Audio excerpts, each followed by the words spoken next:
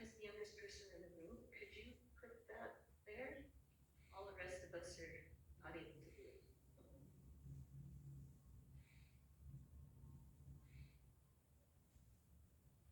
Appreciate that very much. So today we're starting a new chapter.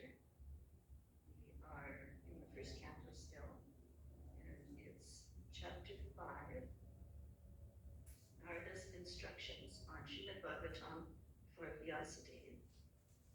And for reciting the Srimad Bhagwatam, which is the means of conquest, one should offer respectful obeisances unto the personality of Godhead, Narayan, unto Narayana Rishi, the supremest human being, unto Mother Sarasvati, the goddess of learning, and unto Srila Vyasadeva, the author. By regular attendance in classes on the Bhagavatam, and by rendering of service to the pure devotee, all that is troublesome to the heart is almost completely destroyed, and loving service unto the personality of Godhead, who is praised with transcendental songs, is established as an irrevocable fact. So, once again, we see that the author and the source of Bhagavatam want us to be happy, want what's troublesome in our heart to go away, and they've given us the formula for it.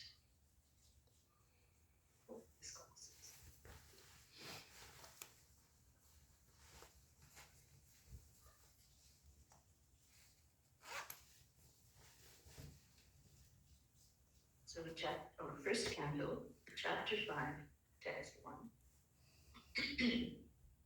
So now we are once again in Namisharanya, and Sutta Goswami is talking, and he says, Sutta Uvacha, Atatam, oh yes, right, should I do that? Sutta Uvacha,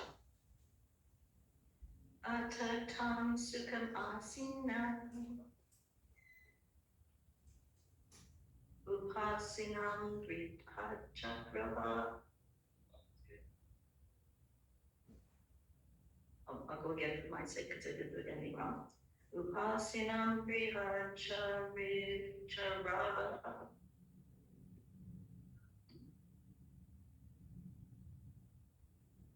Devarshi Praha Viprashim. Praha Viprashim. Devarshi Praha Viprashim. Vinapani Samaniva.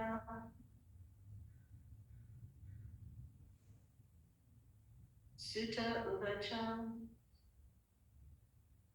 Atatam Sukham Asina. Upasinam Vrichacharava. Devarshi Praha Vipras Rishim. Okay. Aditya Praha Vipras Rishim. Vina Hani Samyan Ivan.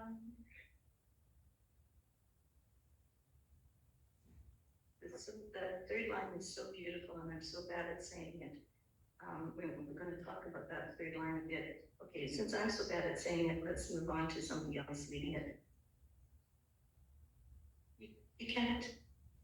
It sound is terrible.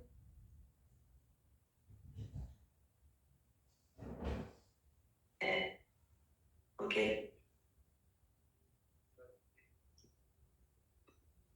A little less reverb might also help. Yeah. I think there's a reverb that we don't need right now. Because there's too much after the fact. I'll just keep talking and it will adjust. It's being adjusted over there. Very nicely. Okay. Is this any? No, it's not any better. I wonder if we should just. Oh, is that better? Yeah. Okay. Good. Okay. Mother Radhika, would you like to read it? Sutta Uvacha. Atatam Sukham Asinam. Upasinam Vrihacharava. Devarshi Praha Viprarisham. Rina Pani Smayam Niva. Sutta Uvacha. Atatam Sukham Asinam.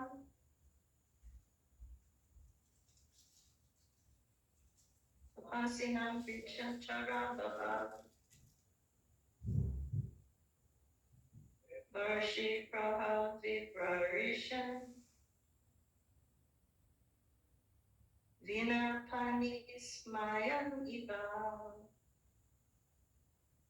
Sutta Uvacha. Atakam Sukham Asina. Upasinam Vrihacharava. Devarshi Praha Viprarisham. Vina Panihi Smaya Iva. If there's anybody online they would like to chant, will we know whether they chanted or not? Sutta Vacha Atatam Sukham Asinam Upasinam Vrihacharava. Devarisi Praha Viprarasim Vinapani Samyaim Niva. Thank you. Anybody else? Sutta Uvacha Atatanim Taham Sukham Dashina Upashinam Brihachakrava Devarishi Praha Viprarishim Vinapanihi Samayaniva.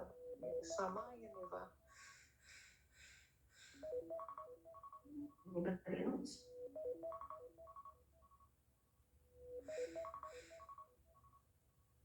Thank you very much. Okay, the word for word. Sutta. Sutta. Uvacha. Vacha. Said. Ata. Therefore. Tam. Him. Sukham asina. Comfortably seated. Upasina. Unto one sitting nearby. Brihat Shraha. Greatly respected. Devarshi, the great rishi among the gods. Brahma said, Vipra rishi, unto the rishi among the Brahmins. Vina Hani, one who carries a vina in his hand. Smile. Oh, the whole thing, smile, Viva. Viva. Apparently smiling. So the translation, Sutta Goswami said, thus the sage among the gods, Narada, comfortably seated and apparently smiling, addressed the rishi among the Brahmins, Veda Vyas. Repeat after me. Sutta Goswami said, thus the sage among the gods, Narada, comfortably seated and apparently smiling, addressed the rishi amongst the Brahmins, Vedas, purported by His Divine Grace, Srila Prabhupada Ki Jai. Narada was smiling because he well knew the great sage Vedas and the cause of his disappointment. As he will explain gradually, Vyasadev's disappointment was due to insufficiency in presenting the science of devotional service. Narada knew the defect, and it was confirmed by the physician of Vyas. So we've had the previous paragraph, the previous chapter was about this. So before we speak about it, I was born in the darkest of ignorance. My spiritual master opened my eyes with the torch of knowledge. I offer my respectful obeisances unto him and all members of Sri Parama. So again, we have some beautiful poetry in the Srimad Bhagwatam, and this very striking little phrase that we have two rishis here. We have a demigod rishi and we have a Brahman rishi, in that third line of the sloka. The rishi part is tucked away in the middle of their words, but it's so interesting and how would you say, poetic. We've got Deva rishi and we've got Vipra rishi. And so the rishi among the gods, which is Narada, and the rishi among the Brahmanas, which is Vedas. So we are so extremely fortunate that we are going to hear a conversation between these two amazing personalities. People tune into TV to hear conversations between important people. A couple days ago, there was some kind of presidential debate or something. People tuned in to see what these two would say to each other. Well, here we have two really much greater people, and they're actually in the same place as each other and having a conversation with each other. And so this is our excellent, our really amazing fortune to be able to sit in and hear their conversation. And it's also, we see again that Narada was smiling, and we hear in so many many of the prologues to all of these things. In fact, even when we're talking about the glories of the Srimad Bhagwatam, and it's like it's to make us happy. It's all about relieving us of our distress, relieving us of his disappointment, and that everyone can become happy. This is a pretty amazing purpose, but this is the purpose of the Srimad Bhagavatam. And so we were understanding from the previous chapter that in spite of doing an incredible editing job on the Vedas, and this again was, for the sake of the people of Kali who are going to be in more distress than usual.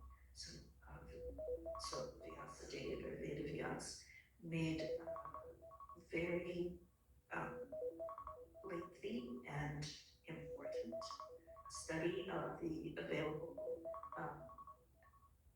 information on the Vedas and compiled them in a way that would carry on through even the difficulties of Kali Yuga, where people's memories are short and lifespans are short, and it's not like previously where a person could hear something once and they got it. It's more like we have to hear it 27 to 44 times, and even then might not totally transmit it again with accuracy.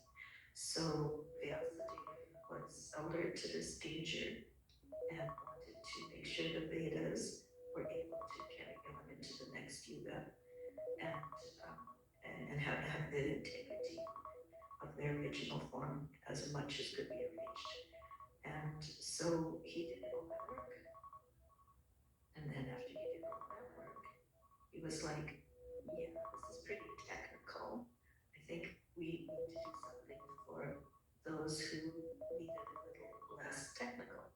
So he did the Mahabharata. He wrote down the Mahabharata, which at the time would probably be things that everybody knew, just from hearing about it. But how is that information and that history and that story going to be transmitted down through the ages? So he wrote down that, which is very exciting and very much of an epic.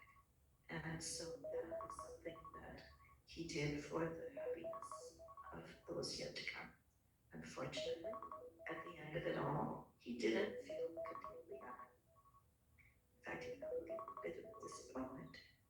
He himself identified this disappointment as stemming from not having sufficiently glorified the Supreme Personality of Godhead.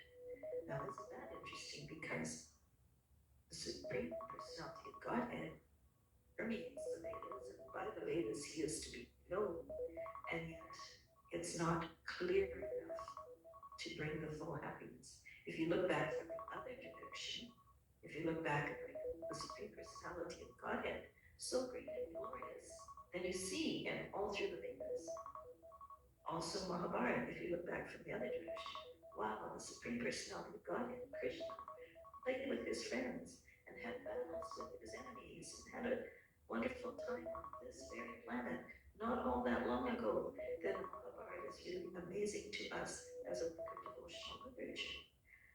But from the other direction, it just looks like a marvelous epic poem, and Krishna is one of the characters. Definitely an amazing character, a very nice character, and on the right side, one of the good guys in the story, but not necessarily the Supreme Lord. And so, but when you look back from the position of bhakti, you see him all throughout it. But coming from the other side, it might not be enough to swing people to worshiping Krishna.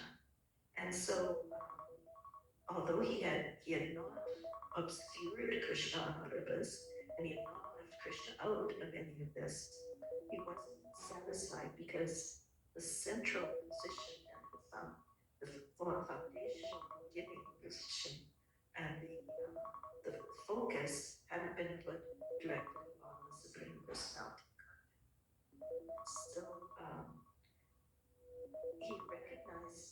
could possibly be the problem? And then, to his good fortune, Narada passed by. And Narada is a very regular visitor to the pages of the Bhagwatam. He shows up at important times and delivers wisdom at important moments. Or makes things move faster by making a problem. Or like, oh, this might not be the way you think it is. And so he's a very important character in the Srimad Bhagavatam. So here he is appearing in one of the framing conversations of the Bhagavatam. And one of the things that's really interesting about it is the next thing that's going to happen here in this paragraph, or in this chapter, fairly soon, we're going to get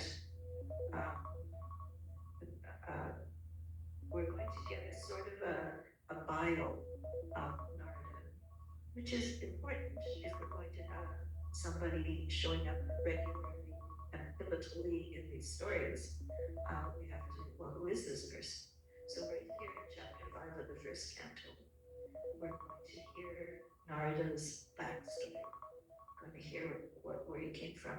And it's so fitting with what we've been learning so far in the Bhagavatam that this knowledge is for everyone. So was he born into, go for it. Okay. Was he born into a princely family? Was he? No. Was he born into a family of sages? No. The pivotal birth for him, he was the son of a maidservant, right? So that's a pretty low birth. And there does not seem to be a father nearby. And the mother does not seem to have a steady job, because when a group of sages hold them for, they set them for just a short period of time, not their whole life. She was somehow available to be the servant to them. She was not, engaged in a wealthy household or something that just kept her on all the time. Seems like she had a bit of a work history that had maybe many employers and gaps between employers. And so we're talking about a family that, just a mother and child, who is not elevated in the appearance of the community. It's casual worker, servant lady, and her kid. And so what's wonderful about that is that just by serving these sages as they were, spending not their life, not even 10 years of their life, but just a few months in town, that the boy, by being interested in what they were saying, and by serving them nicely, and by taking their remnants, made amazing connection to spiritual life. Who else do we know that sat on the edge while sages were having a discussion? Do you remember anybody else who, group of sages sitting talking, and this living entity made sure to listen? Remember anybody like that?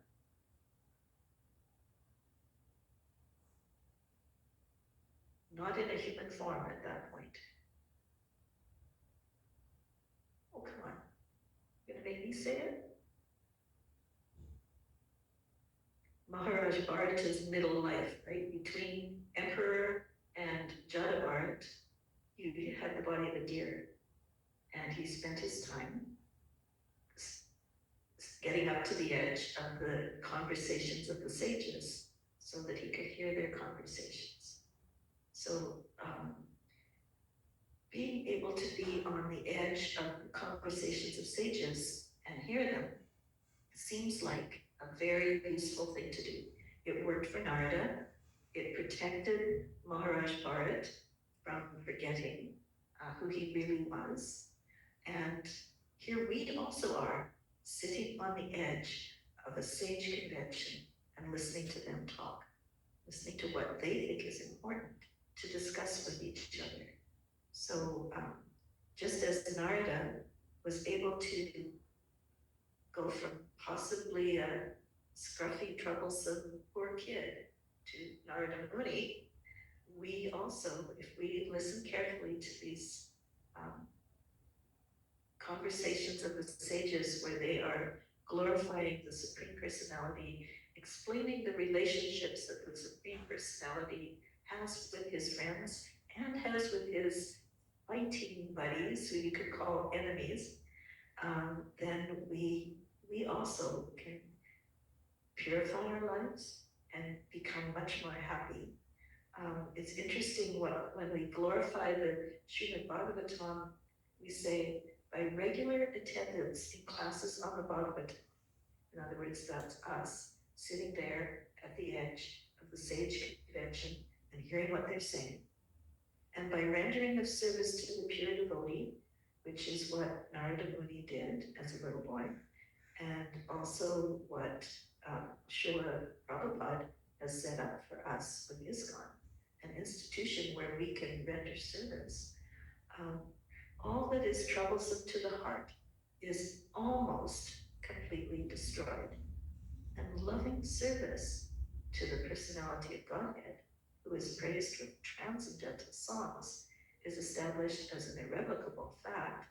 The one point I want to mention about this beautiful glorification of the Bhagavatam is it says that all that is troublesome to the heart is almost completely destroyed. It doesn't say it's completely destroyed. So we still have our work to do in getting along with each other, but and dealing with the own issues of our minds, but it's almost completely destroyed.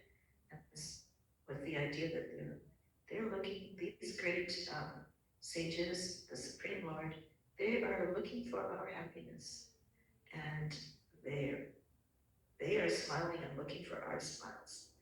I would like to just read the verse again and then ask if there's any comments, questions, complaints. Sutta Goswami said, thus the sage among the gods, Narada, comfortably seated and apparently smiling, addressed the rishi among the Brahmanas, Vedavyas. These two great rishis. Any thoughts, comments, complaints?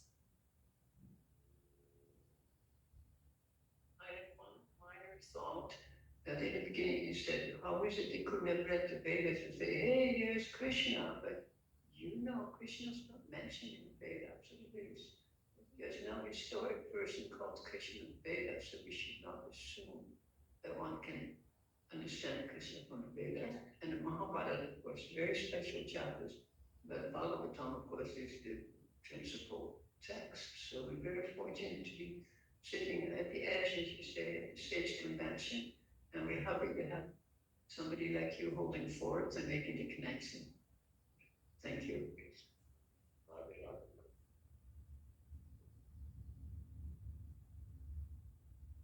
Hare Krishna. Along the same lines as Radhika Prabhu, and you mentioned that Krishna is mentioned throughout all the Vedas. Or he says, by the Vedas I am to be known. You know, like the Padma Purana and Vishnu Purana, but and even the Mahabharata, as Radhika was mentioned, and it says that all the Vedas, 15:15, by all the Vedas, Krishna is to be known. So Vyasadeva knew that, yet still he's doing the swarming. And in the purport, the key is because he hadn't sufficiently described devotion and service to the Lord. The Lord is, it's almost like sambandhana, right? Sambandhana, you're introduced, but you're not avideya, you're not applying it. There's no application, and therefore the Bhagavatam comes applying it. Thank you. And origin and the conclusion is also there. Thank you. Thank you. Nice. Very good point. Yes. Anybody else? In everything.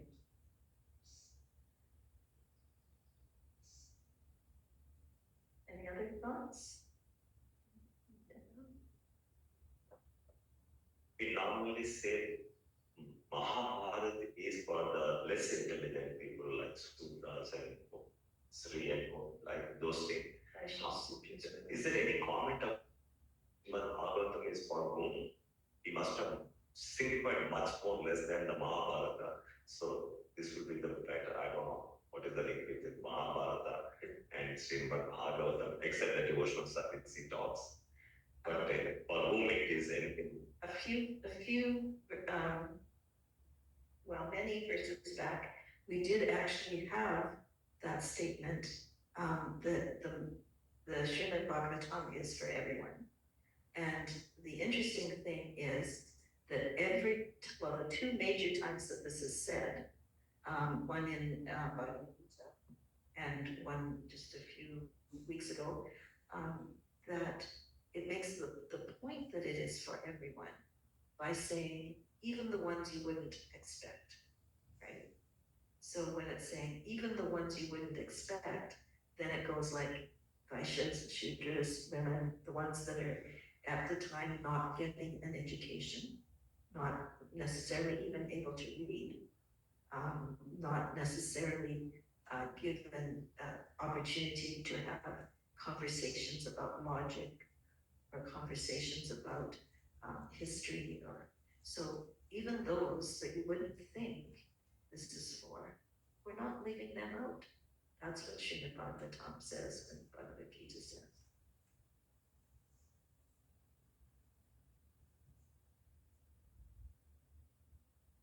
Also a verse that answers that too in the Bhagavatam, specifically the Prabhupada mentions it in his preface to the Bhagavatam. It's the first canto, chapter 5, text 11.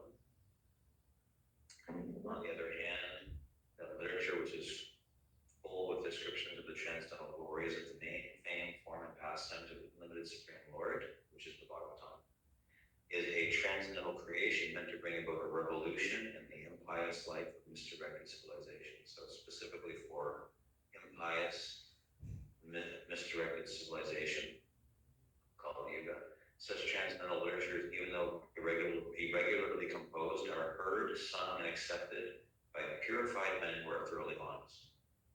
So, this is in addition to what you were saying. Exactly. I wish I could remember what the verse was that we had just recently about that, because it was my turn to give the class that day.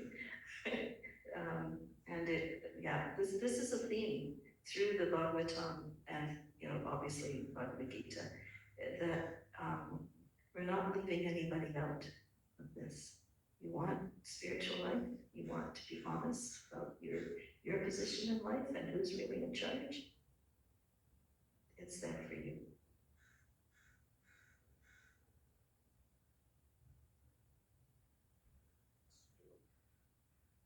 We spoke about this about a week ago, that actually the whole concept of Veda and Aveda, it cannot be understood on ordinary level. This is no ordinary logic that will allow us to enter, but it's Achinta, and Achinta is on the transcendental platform. We often forget that. We think we can talk and unpack and explain theology and logic and bhakti. But as long as it's under the modes, it's only talk. It's the map, it's not the territory. So to enter into below is very special. That is the territory. And Prabhupada is there calling us. Thank you. We have Nilananda here. Anything you'd like to add for the?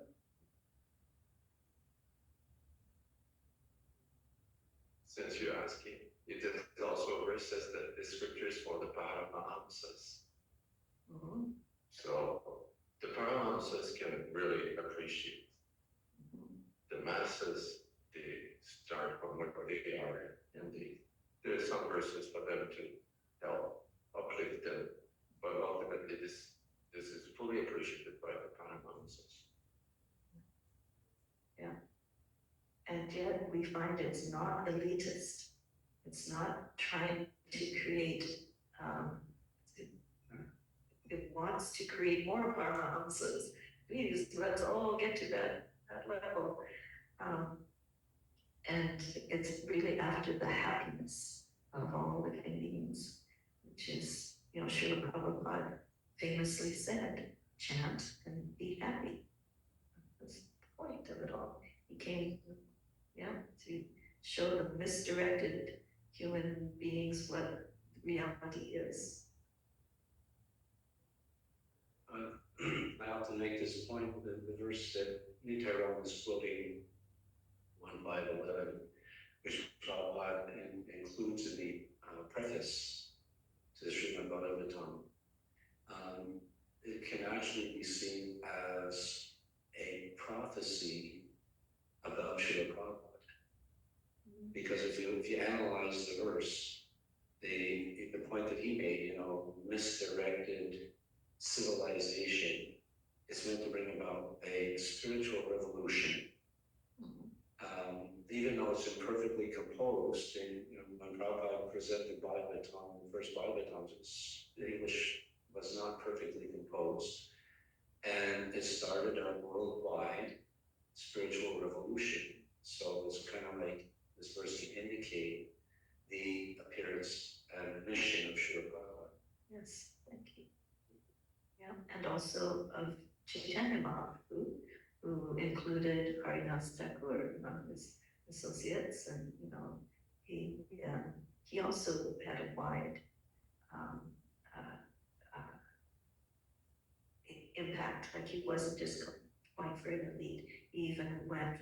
Some of the 6 Goswamis had lost their caste or their employment, and he did not reject them on that basis. This knowledge was still for them.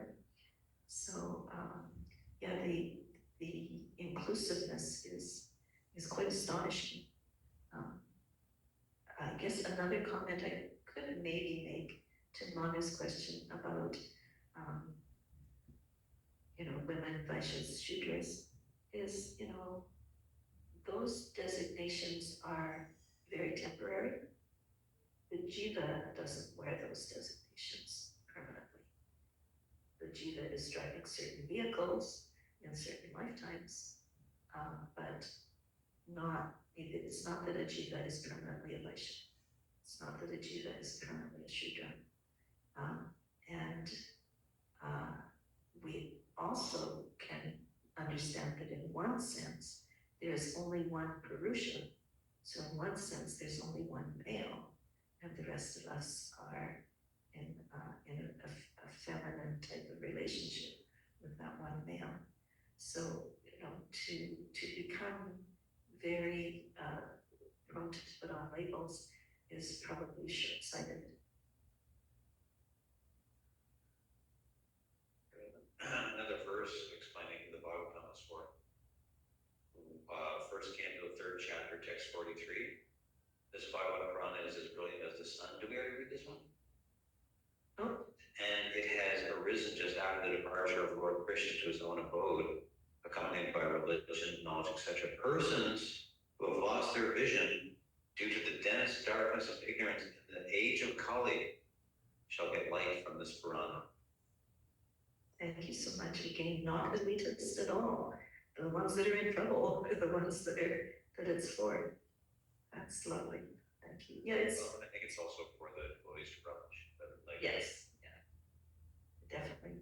But it is a theme woven all through the Bhagavatam that it's not really elitist. It's wanting to widen the circle of happy people.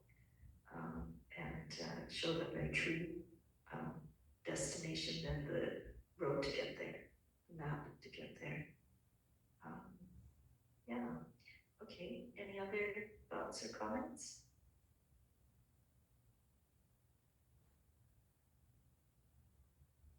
All right, how will I hear the questions? Okay, Is there anyone from Zoom who would like to comment on this verse?